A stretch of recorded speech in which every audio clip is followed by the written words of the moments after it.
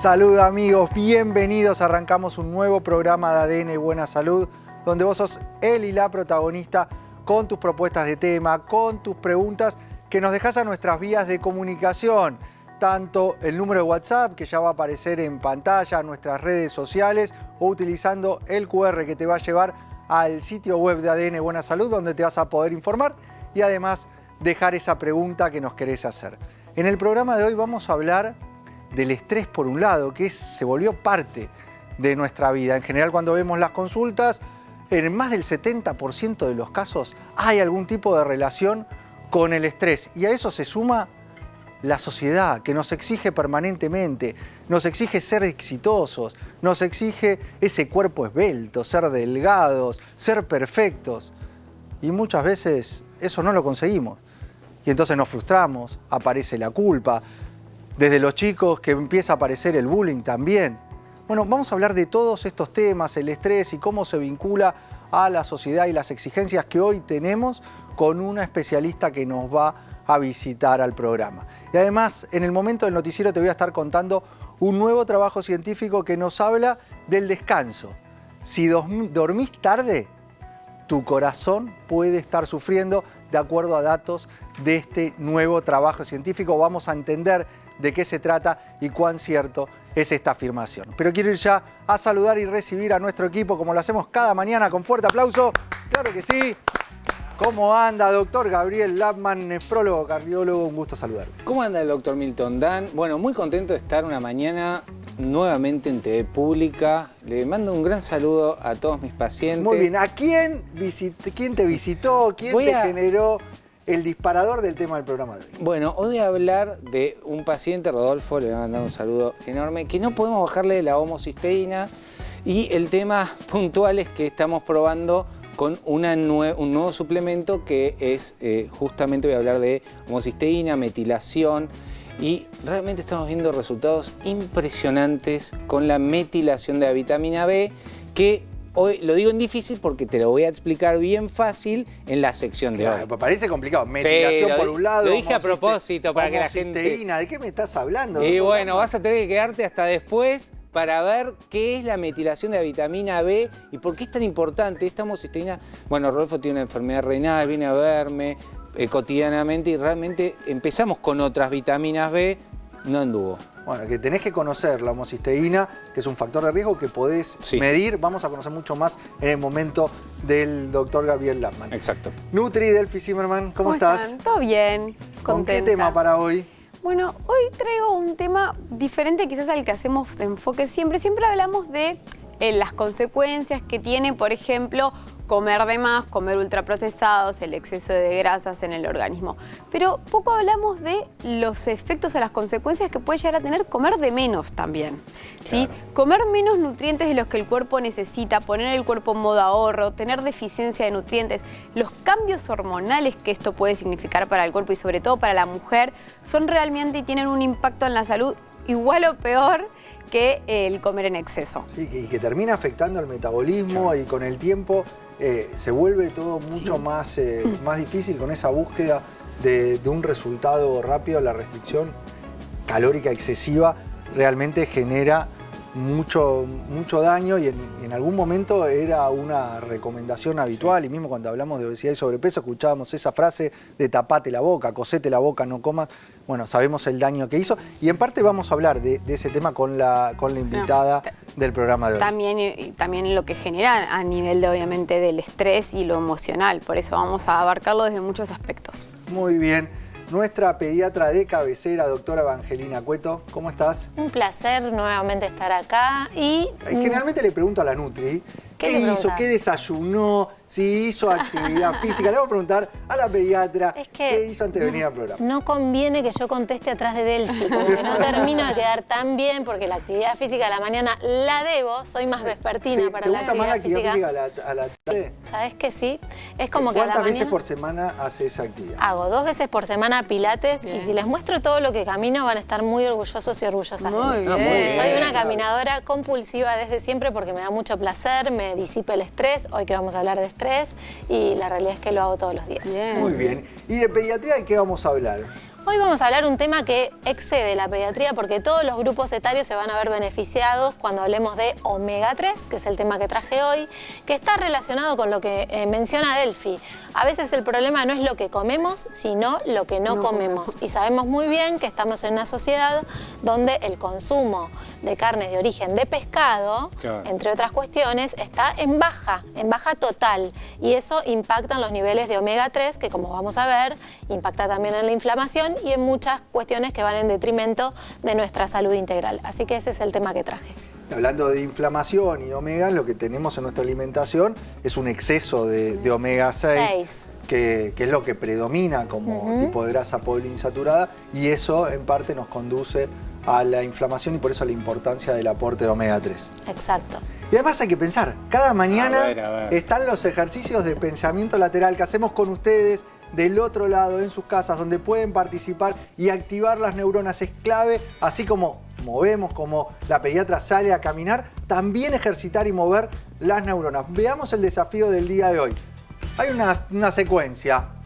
A ver, 9 igual a 90, 8 igual a 72, 7 igual a 56, 6 igual a 42, 3 igual a ¿cuánto? Es la pregunta, a pensar, a mover las neuronas. No es tan difícil. No es para tranquila, si lo sabe, tranquila. Démosle tiempo también a su casa. No se apure, no sea ansiosa. Esperamos, lo pensamos, ustedes del otro lado, nosotros en el piso. Acá la Nutri dice que lo sabe. No, para este que se arrepiente. No veo. Ah, está. ¿Se arrepiente? ¿Sí? ¿Está convencida? ¿Está convencida o no? No me arrepentí. Se arrepintió. Lapman. Sí, no, mentira, no me arrepentí. Bueno, vamos a esperar el turno. Lapman, yo pondría 18, pero bueno, no sé. Bueno, Lapman dice 18, ustedes piensan. Pediatra. Bradipsíquica total, o sea, pensamiento lento. No vengo bien, ver, no vengo bien. La respuesta de 3×4. Muy bien, entonces, 12. 12. Muy bien. Porque entonces está 9×10, 8×9, 7×8, 6×7, 3×4. Muy bien. Correcto, Nutri, vos hiciste el 3×6. Sí, pero, 3×6. Pero es correcto, Sí, la 3×6. Nutri se lleva el pensamiento lateral del día de hoy. Muy bien, hay que estar convencido y seguro. Se ve que hay que entrenar a la mañana en serio. Muy bien. Voy ganando todo. Muy bien. Para el lado lo gané yo. Vamos. Uno de 100 programas. Mientras acá siguen discutiendo verdad. quién gana más de los pensamientos laterales, nos vamos a ver el informe del día. El estrés es una respuesta natural del cuerpo a situaciones de presión o amenaza. Puede ser agudo o crónico y su impacto en la salud puede ser significativo. Problemas de ansiedad y depresión, enfermedades cardíacas y vasculares, problemas digestivos, debilitamiento del sistema inmunológico y problemas de sueño son algunas de las consecuencias que puede traer. El estrés puede ser multicausal y para prevenirlo se recomienda realizar ejercicio regularmente, dormir lo suficiente, establecer límites y priorizar tareas, buscar apoyo social y practicar técnicas de relajación.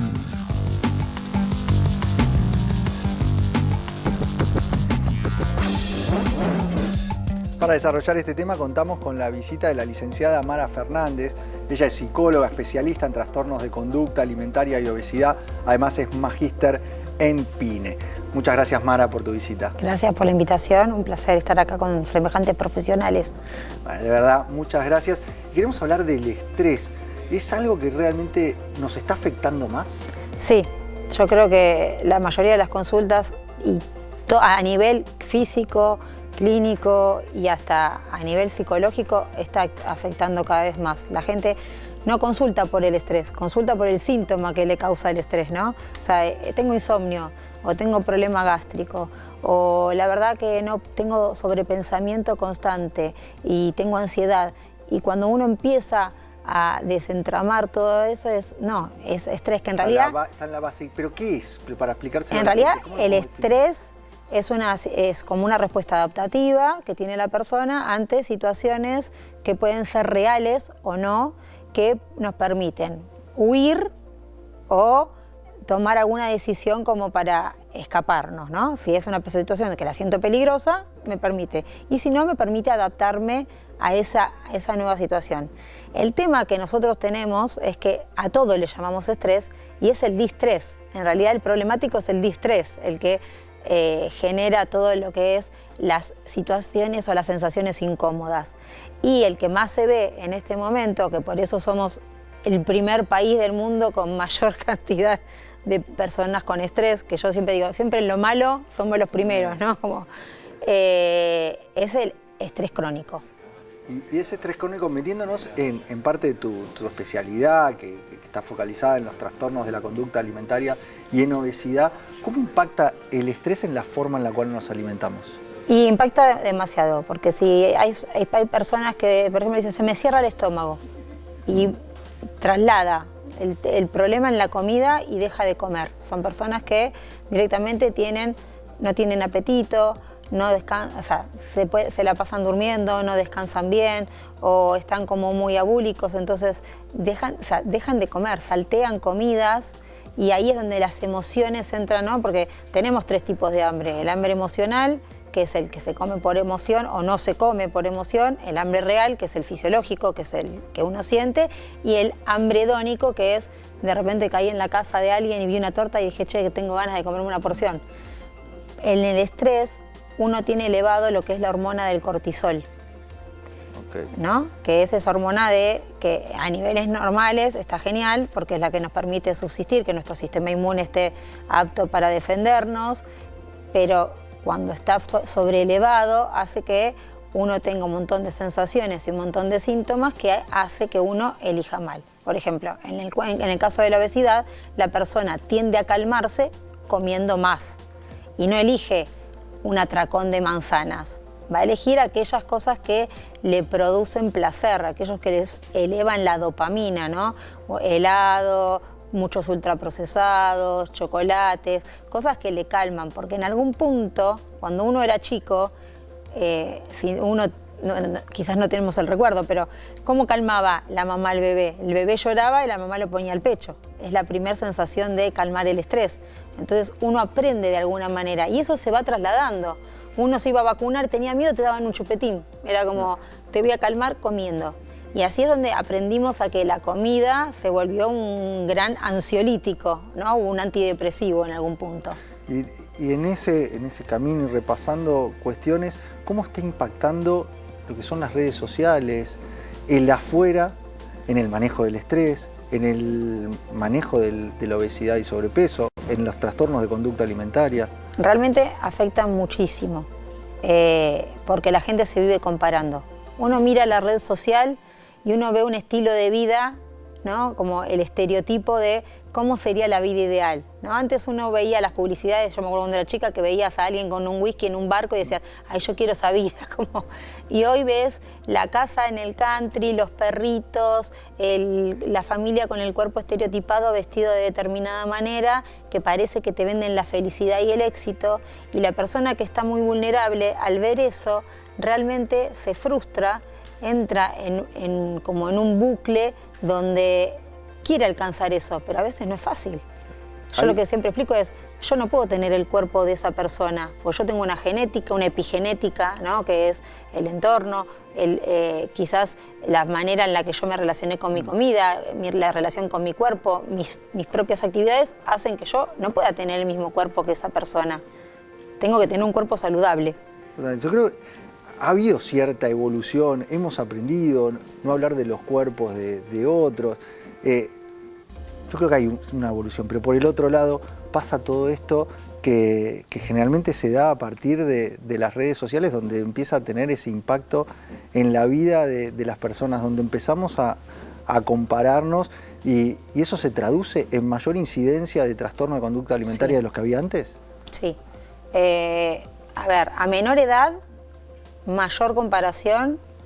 Yo hice un estudio para la tesis de la maestría, donde era abocado a mujeres de 18 a 24 años en Capital Federal, y a menor edad, mayor comparación, mayor insatisfacción corporal y por ende mayor conducta alimentaria poco saludable. Dietas restrictivas, ayunos, ninguno consultaba a ningún profesional, era todo bajado de las redes, ¿no? Esto de los desafíos o los challenger, como le dicen los chicos, de qué comes en el día. Entonces copiaban lo mismo que comía alguien en internet sin hacer consulta. O empezaban a hacer ejercicio físico que quizás no era adecuado para su cuerpo y se terminaban lesionando. Genera todo eso. En realidad la red social es por imagen, ¿no? Yo tengo una frase que es, más vale parecer que ser. No tiene nada que ver con los valores éticos, sino con los valores estéticos. Y antes era pienso, luego existo, y ahora es estoy en la red y luego existo. Porque si no estoy en la red es como que quedo fuera del sistema. Lamentablemente es así. Le voy a dar lugar al equipo que se sume con preguntas. Te va a saludar la doctora Evangelina Cueto. ¿Qué tal? Bueno, un gusto, un placer escucharte. Yo atiendo particularmente muchas adolescentes que transitan muchas alteraciones de la conducta alimentaria, como vos narrás. Algunas son trastornos propiamente dichos, otras no.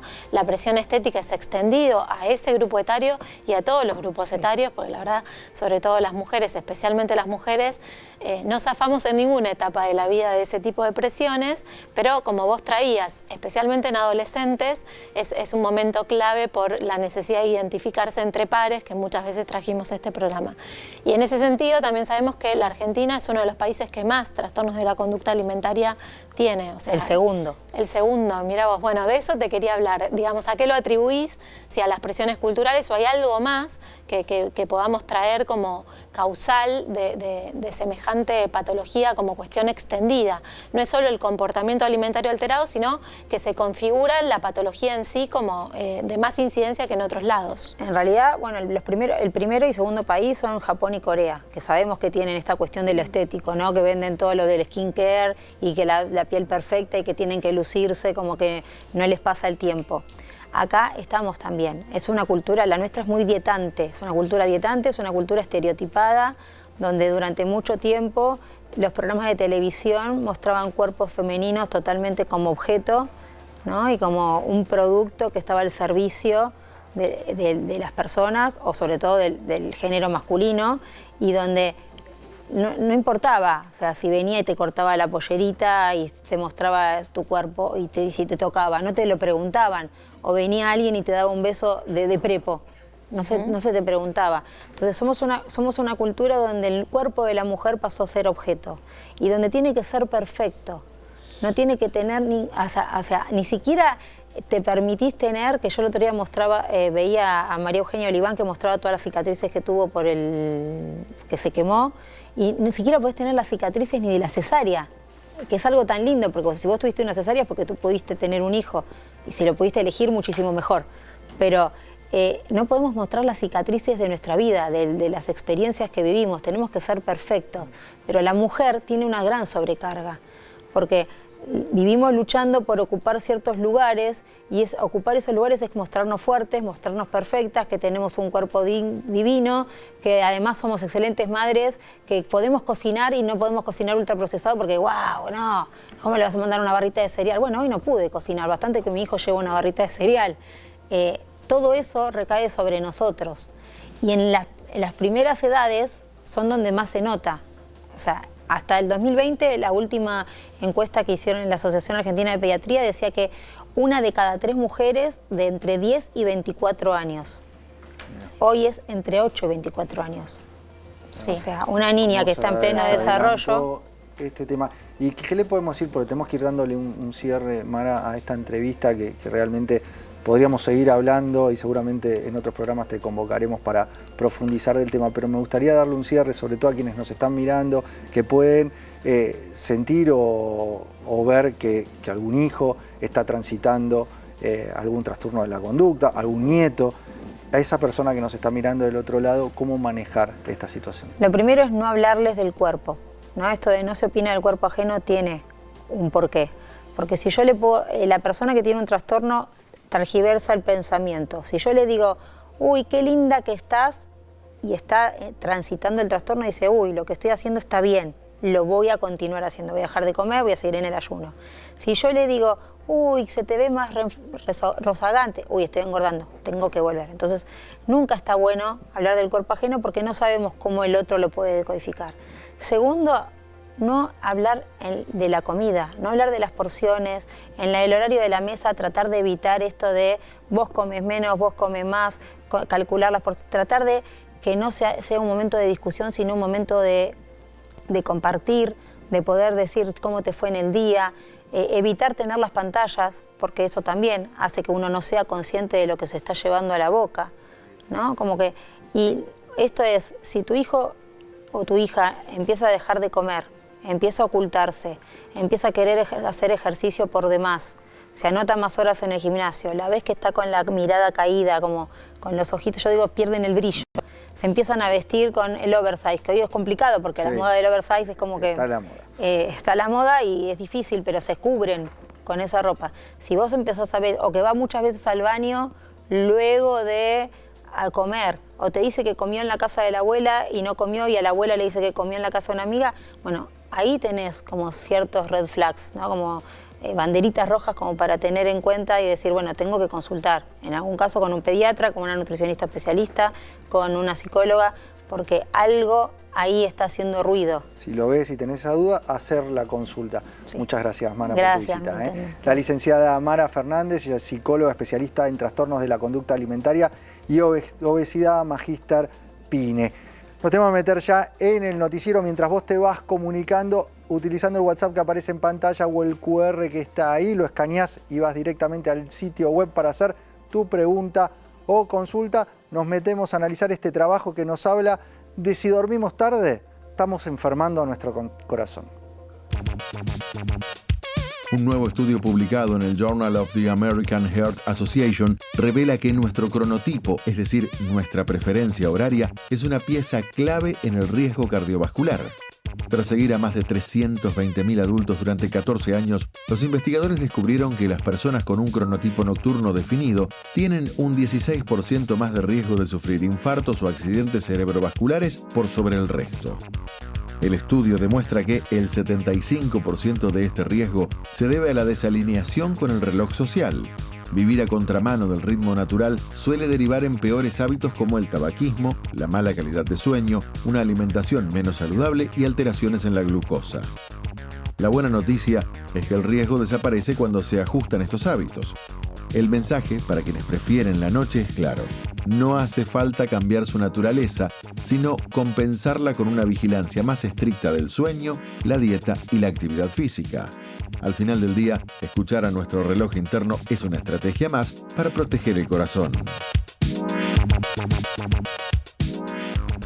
Bueno, la importancia que tiene el descanso, el dormir bien. Nos has escuchado hablar de esto muchas veces, que va más allá del simple hecho de dormir. Cambia totalmente cómo vamos a enfrentar el día siguiente, qué capacidad cognitiva vamos a tener y también, de acuerdo a estos trabajos, está muy relacionado a cómo se afecta o no nuestro corazón.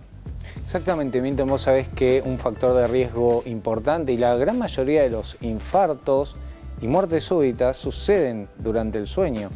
De hecho, el 50% de los infartos sucede ahí y cuando pedimos una presurometría vemos que generalmente no baja a la noche. Y ¿sabés que hay un nutriente nuevo que la otra se está investigando en revistas de neurología y descanso, que se orienta al triptofano, ¿no? El triptofano, viste que gente recomienda comer quizás un pedacito de chocolate antes de descansar o una banana, ¿no? Que dicen, bueno, ¿tiene triptofano? Bueno, pero está el triptofano, la grasa, el exceso de hidratos. Hoy lo podemos tener totalmente purificado, el 5-HTP, en un suplemento que se llama Activament, así se consigue, 5-HTP, que lo que tiene es un paso posterior para ese triptofano se convierte en nuestro cuerpo en serotonina. Y eso te va a ayudar a dar placer, a mejorar la calidad del descanso. Eso te puede ayudar muchísimo a mejorar el ánimo, el estrés, el descanso. Mucha gente utiliza el Activament por la mañana, lo puede combinar con otros nutrientes como la fenilalanina y a la noche puede combinar con magnesio quelatado, por ejemplo, que es una muy buena opción. Porque este trabajo, más allá, o sea, pone hincapié en el horario, ¿no? Sí.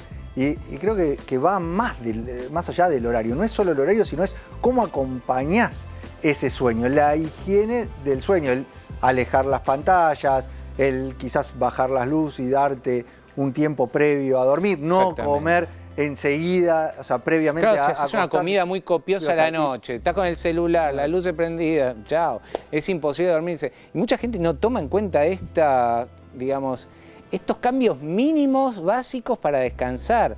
Entonces me parece interesante hacer esos cambios y sumar suplementos si tu problema obviamente es no poder conciliar. Lo que tiene bueno el Activamente es que naturalmente eleva esa concentración de serotonina porque es el precursor directo y te puede ayudar no solo a descansar, sino a mejorar tu ánimo, tu estrés. No estoy hablando de depresión, sí estoy hablando de estas distimias, ¿no? Y esto de poder contar con nutrientes, con suplementos que ayuden a mejorar la calidad del descanso, es importante porque si tomamos en cuenta estos medicamentos que se suelen utilizar erróneamente para descansar, en exceso. Tenemos una epidemia. Hay una epidemia. Bueno, tuvimos en este programa el doctor Damín que habla justamente de exceso de consumo de clonazepam, de todas drogas que tienen encima esta adicción, porque tenés que aumentar la dosis, no los puedes dejar. El Activamente lo que tienes es que es un nutriente totalmente original, puede ser complementario e incluso puede ayudarte, tienes que hablar obviamente con tu médico,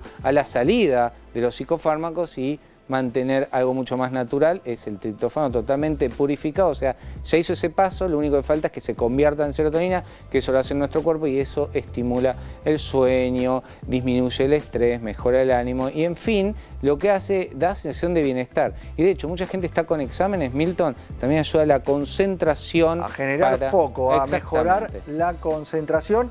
Está disponible en nuestro país, en las farmacias, lo pedís así directamente como Activamente, es el 5-HTP purificado en 100 miligramos, que es la dosis que marca la evidencia científica para mejorar el estado de ánimo, mejorar la calidad del descanso y poder tener una memoria más activa, focalizar mucho mejor. Tenemos que hacer un breve corte, Gaby, pero cuando volvemos nos vas a estar hablando de las vitaminas B metiladas y la homocisteína, que es un factor de riesgo de accidente cerebrovascular y de infarto que podemos controlar y que lo podemos bajar. Para eso hay que conocerlo. Nos va a explicar de qué se trata esta homocisteína y lo que son las vitaminas B metiladas.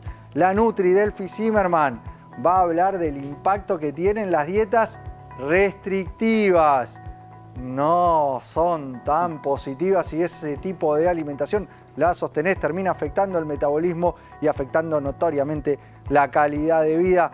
Y además la pediatra Evangelina Cueto nos va a hablar del omega 3 en todas las edades, no solo en pediatría, la importancia que tiene esta grasa, sobre todo para nuestro cerebro y la protección cardiovascular y que nos está faltando en la alimentación. Breve corte y enseguida volvemos con mucho más ADN Buena Salud.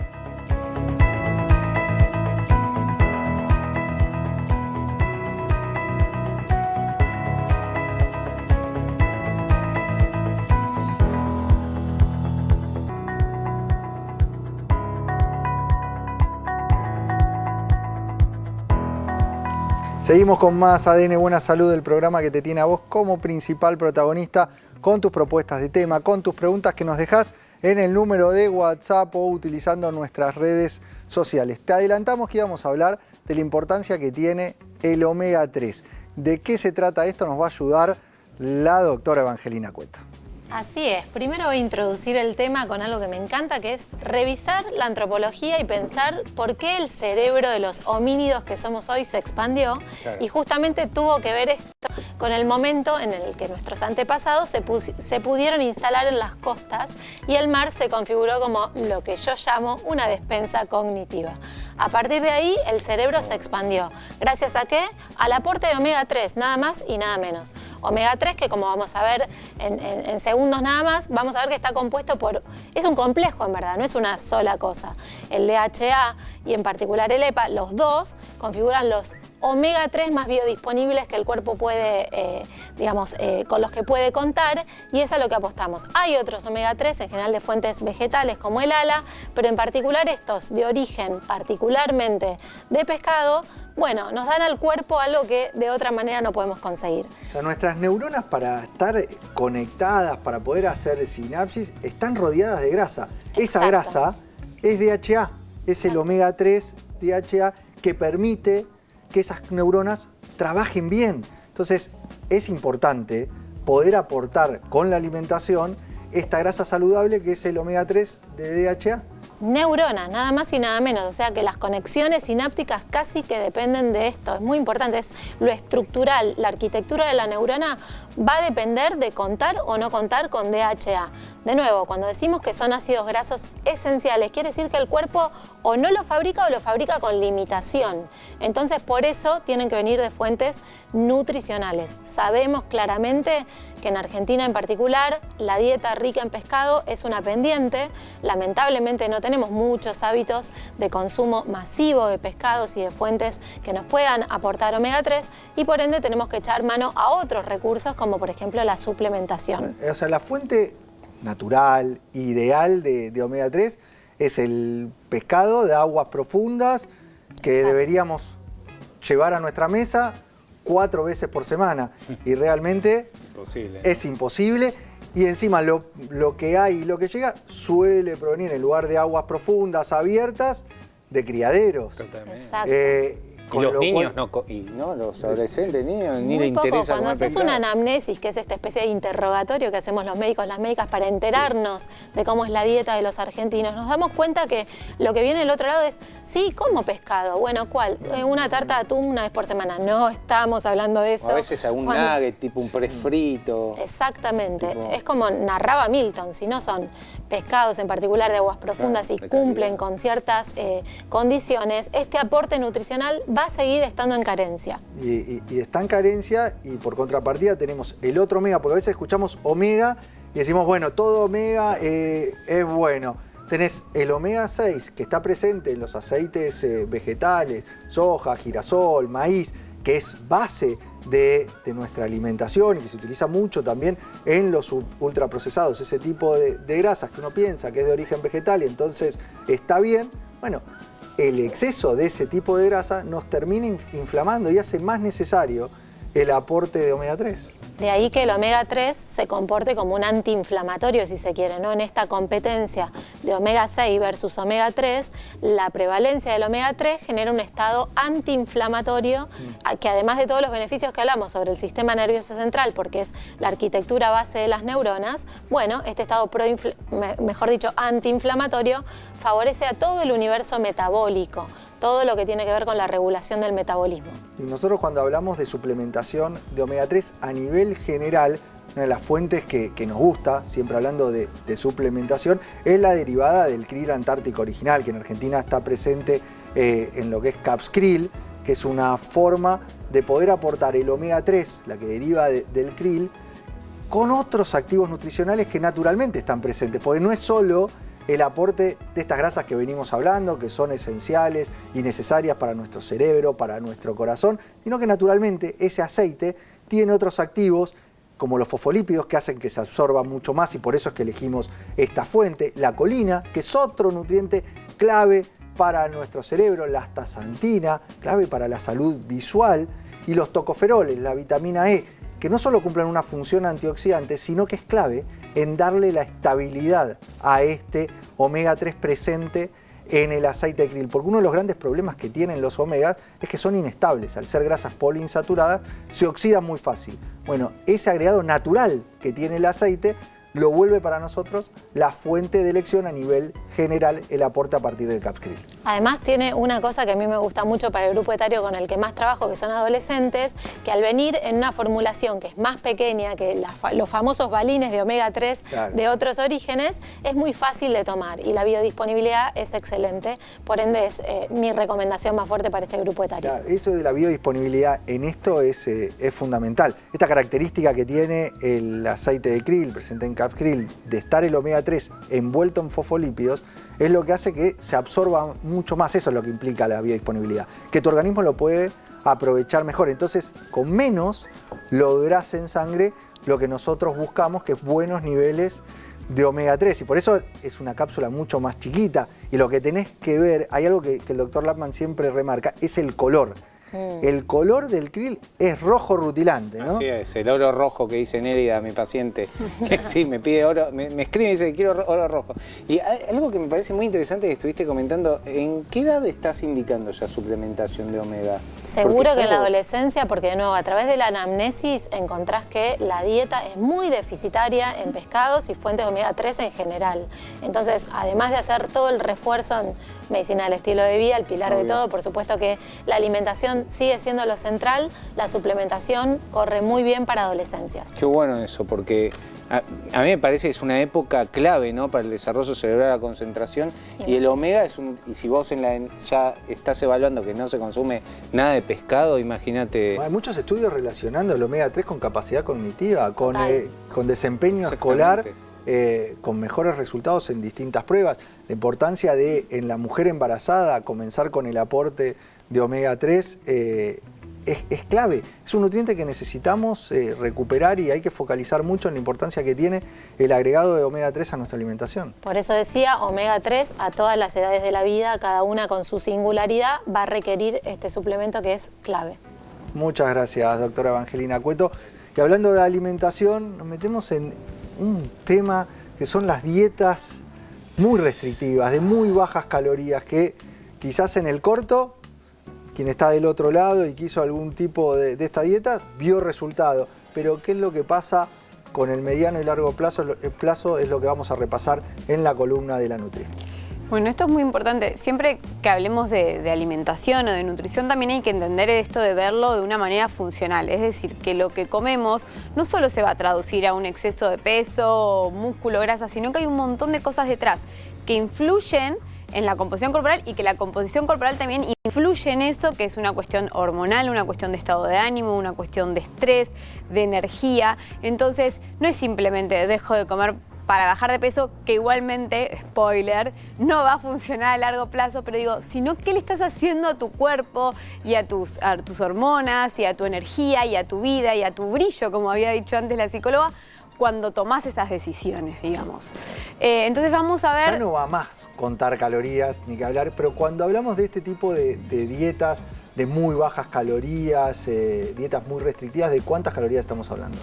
No, a ver, eso generalmente porque se puede dar por muchas maneras. Esto de comer menos y el impacto que tiene puede ser por una dieta restrictiva, o sea, hipocalórica, que es la que yo reduzco las calorías, no sé, a 1000, 1200 calorías por día, pero también puedo hablar de una dieta keto-ceto, que también, o sea, cualquiera que restrinja el alimento, ayunos muy largos o no controlados o no bien indicados, también puede ser otra manera. Las inyecciones también generan una restricción calórica porque tenés menos hambre y no estás comiendo a necesidad muchas veces de tu cuerpo, sino a lo que te está esa hormona más o menos manejando. O por otro lado, gente que quizás ni siquiera lo piensa como dieta, pero está desorganizada. Como a veces la desorganización genera excesos, también la desorganización muchas veces genera deficiencias. Entonces, ay, estoy trabajando todo el día, no me di cuenta, no comí nada. ¿Y de qué vive tu cuerpo? Si nuestro cuerpo funciona por los nutrientes. Entonces, se ve no solo en una dieta hipocalórica, que por ahí, sino puede estar visto de diferentes maneras esto de no tener los nutrientes y también el plan equilibrado con lo que nuestro cuerpo necesita para funcionar. Repasemos los 5 principales efectos de comer poco. Veamos el primero de estos efectos.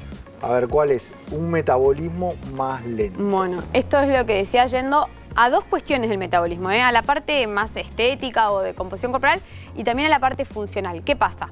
Si yo no le doy a mi cuerpo la cantidad de energía que necesita, el cuerpo es inteligente y empieza a administrar esa energía. Es como cuando el celular se está por quedar sin batería que dice, me pongo en modo ahorro, o sea, lo voy a usar para lo necesario. Entonces, eso hace que un montón de funciones que requieren energía, por ejemplo, la fertilidad, el cuerpo dice, no, con suerte tengo para subsistir y pensar que los órganos vivan, no puedo hacer nada extra. Entonces, no puede regenerar músculo, entonces quizás no puede hormonalmente hacer otras funciones importantes. Así que desde ese lado mi cuerpo pierde, el metabolismo en realidad es las funciones del cuerpo. Y por otro lado eso también va a llevar a que obviamente queme menos energía, o sea, queme menos calorías. Entonces cada vez tu cuerpo no solo que va a estar consumiendo menos, sino que va a estar gastando menos. Eso hace que cuando comas normal o con unas calorías que en realidad necesitabas, para el cuerpo sean muchas. Empieces a subir, o sea, te lleva a acumular vivir, más grasa. A vivir a dieta. Claro. A vivir a dieta y cada vez comer menos, cada vez afectar más el metabolismo y todas las funciones asociadas. Veamos el segundo de los efectos que tienen el comer demasiado poco, pérdida de masa muscular. Exacto. El músculo es un tejido que ya hablamos varias veces clave para lo estético, pero principalmente para lo funcional del organismo, porque protege de huesos, articulaciones, es el órgano de la longevidad. ¿Qué pasa? El músculo se genera cuando el cuerpo tiene energía de más, con lo que le sobra básicamente va construyendo músculo. En eso ayuda la proteína, pero tenemos que tener la base del hidrato, porque si no el cuerpo usa la propia proteína como fuente de energía y no tiene la base energética. Entonces, cuando yo hago dietas restrictivas o bajas en hidrato, no puedo generar músculo y eso enlentece el metabolismo y obviamente nos pierde también la capacidad de hacer deporte, de después de tener lesiones, de tener osteoporosis y osteopenia mucho antes.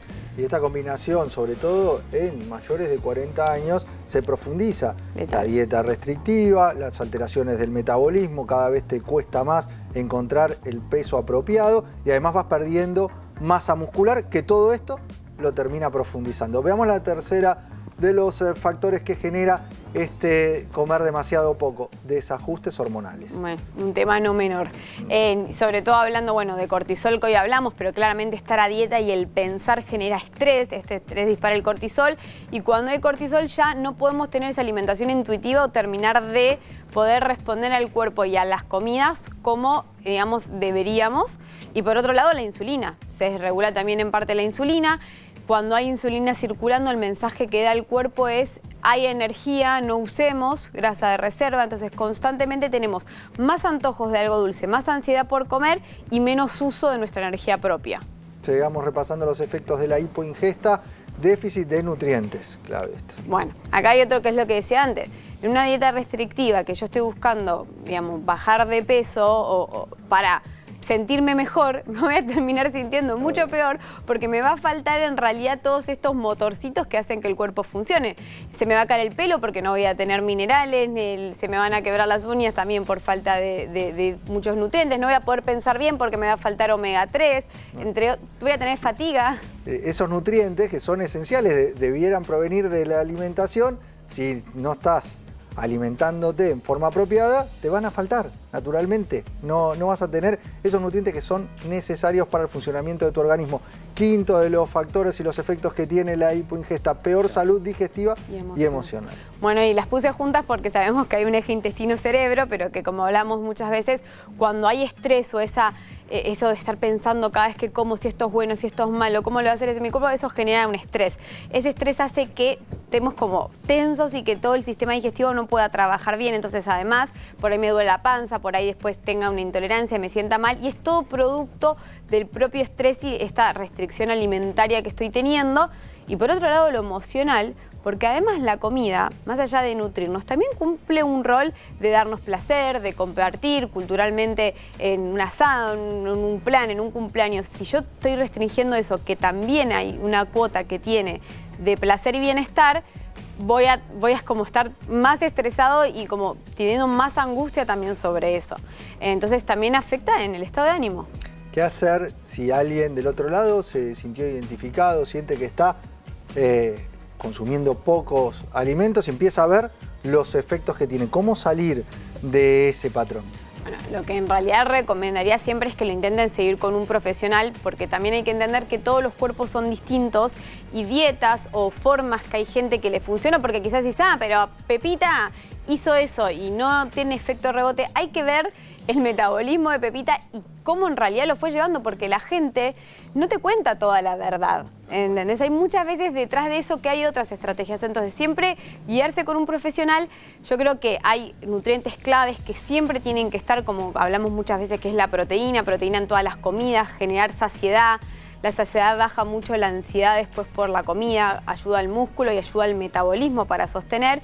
Y después adecuar las grasas, por todo esto de las hormonas son claves y el perfil lipídico, grasas saludables e hidratos de carbono para la función energética. Entonces, lo que yo recomiendo es ver que siempre estén los 3 macronutrientes acompañados todos los platos y después que el profesional lo vaya adaptando obviamente al objetivo de cada uno. Muy clara, muchas gracias Delphi Zimmerman. Vamos a hablar de homocisteína, este factor de riesgo para accidente cerebrovascular e infarto que tenés que conocer porque lo podemos medir, pero también lo podemos bajar. Sí, es clave este cofactor que obviamente está ligado a riesgo cardiovascular. ¿Y sabes qué? Es un factor, Gaby, independiente de riesgo. Es o sea, independiente. Que ya solo tener la presencia de niveles elevados de homocisteína aumenta el riesgo de un accidente cerebrovascular. Tiene un vínculo directo con el ACV y también con la enfermedad cardiovascular. Sí, yo me acuerdo hace unos años me invitaron de una sociedad a hablar, especialmente era de vegetarianismo y veganismo, hablar de homocisteína y B12. Y claro, había demostrado de que los pacientes que siguen una dieta vegetariana o vegana y no se suplementan con B12, voy a hablar de Vitamet, que es una vitamina B12 y un complejo B activado, pero no existía en ese momento.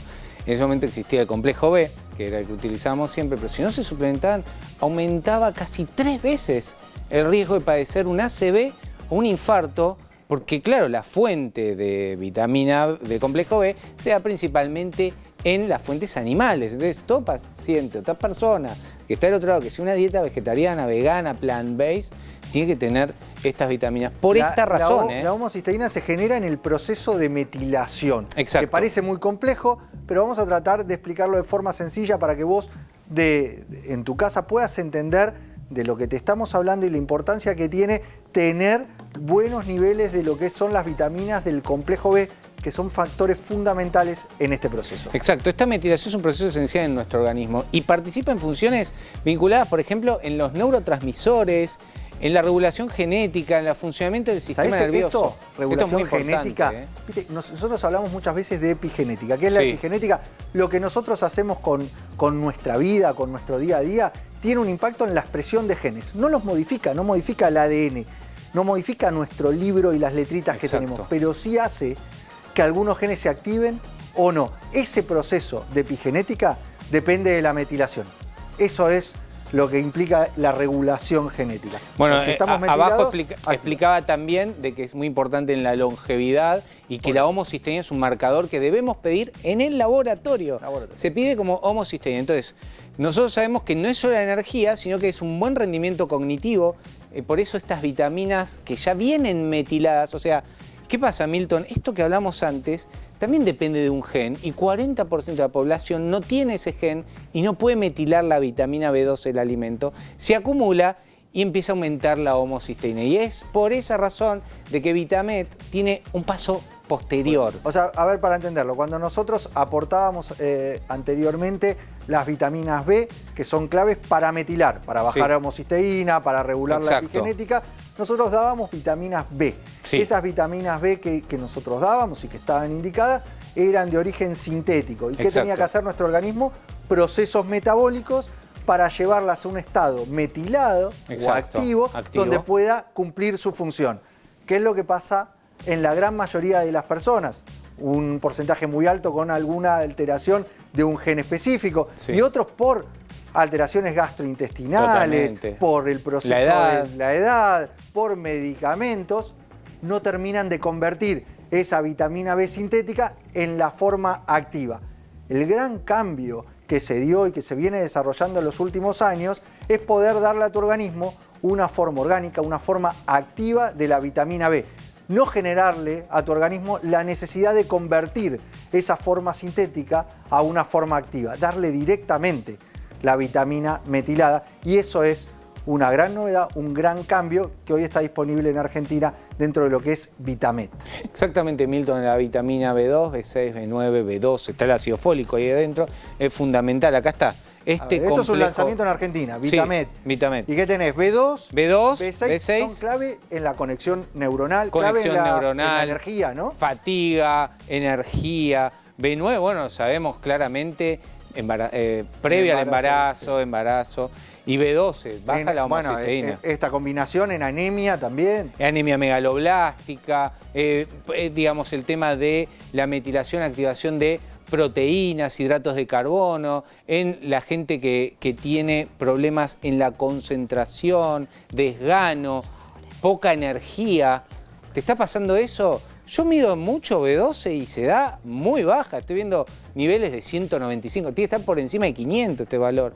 195, 200, claro vas a estar fatigado porque no tenés esa vitamina clave. Aquellos que llevan algún patrón alimentario en particular, como los vegetarianos, veganos, necesitan sí o sí suplementar con la B12. Poder dárselas ya en una forma activa cambia mucho, porque a veces nos encontramos niveles altos de vitamina B12 y niveles altos de homocisteína también a la par. Y decís, ¿cómo puede ser? Si yo necesito la B12 para bajar la homocisteína y ya la tengo alto. Bueno, lo que pasa es que estás acumulando una vitamina B12 que no está activa, que no cumple su función. Entonces, ahí es donde hoy en día tenemos que focalizar para hacer un uso correcto de la suplementación del complejo B. Sí, mucha gente cuando empecé a comunicar vitamina me pregunta, ¿me puedo hacer el test para saber si tengo ese gen?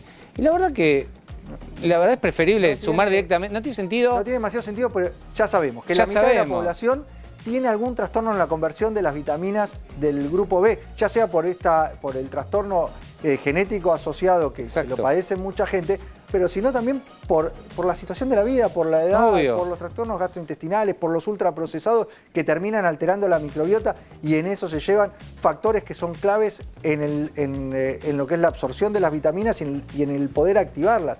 Por eso es necesario darlas de esta forma ya activas. Sí, todos los pacientes renales míos siempre le di complejo B porque es de normativa. La mejor forma hoy de suplementación de complejo B, si te lo dieron por anemia, por desconcentración, por deficiencia, por alimentación, por longevidad, es Vitamed porque ya está activa. Entonces te ahorraste ese paso y va directo al torrente sanguíneo y hace su acción. Esto realmente es una novedad que empieza a estar disponible en las farmacias de todo el país y lo encontrás así, con esta combinación de B2, B6, B9, B12, tiene directamente las 4 vitaminas del grupo B y lo encontrás con esta caja. Esto empieza a estar disponible en las farmacias de todo el país. Realmente es una novedad muy positiva a la hora de aportar este complejo de vitaminas tan necesario y de una forma que tu organismo lo va a poder aprovechar. Vamos a la mesa, Gaby, con las compañeras porque se nos fue el programa. Voló el programa, muy interesante. Voló, no queda tiempo para más. Solo dame una frase de prevención, Gaby. Bueno, me parece que el arma es el ADN, pero el estilo de vida aprieta el gatillo. Claro que sí.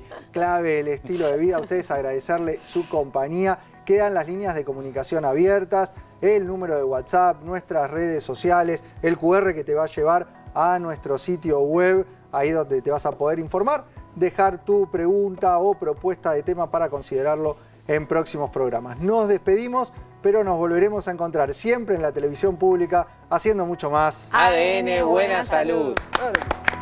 Claro que sí.